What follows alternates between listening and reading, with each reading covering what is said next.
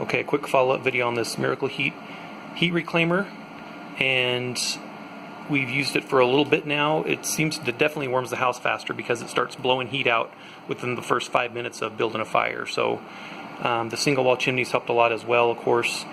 Right now we've got the wood stove going for about an hour and a half. It's burning pretty good, and looks like it's about, according to that one, about 275 or so.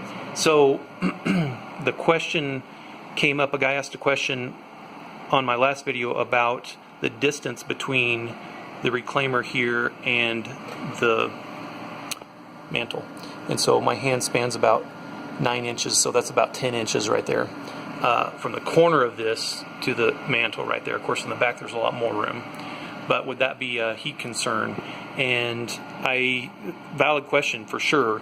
Let's just look at some temperatures here. So the top of the wood stove right now is 380, 330 there. The bottom of the flue, 316. That part's 260. Above the Miracle Heat is 210 and 232. Did you hear the thermostat click on right there? So it just started blowing again. So the back of this, let's just check the front first.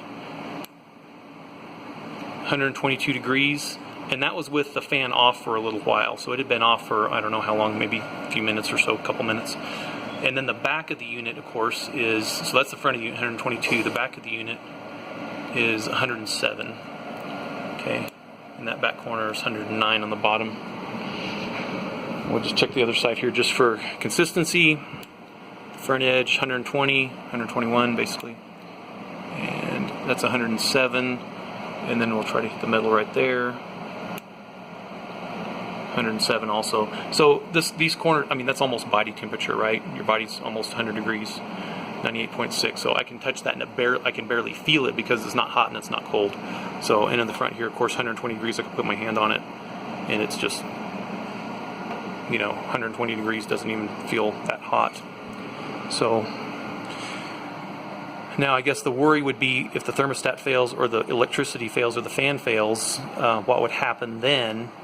And with considering the structure of this, the way it's built, this box is just held on by this flat piece of metal here on the top and a flat piece of metal here on the bottom, which does touch the flue, but all that heat would have to conduct out here and up the walls and out to that corner, and then get hot enough that it would actually have to radiate enough heat, that real super thin metal with all the ventilation around it, all the way across 10 inches, and then get the wood hot enough to damage it, or cause it to combust. I'm just not ever seeing that happen. I'm no engineer, but it just doesn't seem realistic that would happen at those temperatures. So I guess the test would be to unplug it and just see how hot it gets. Okay, good.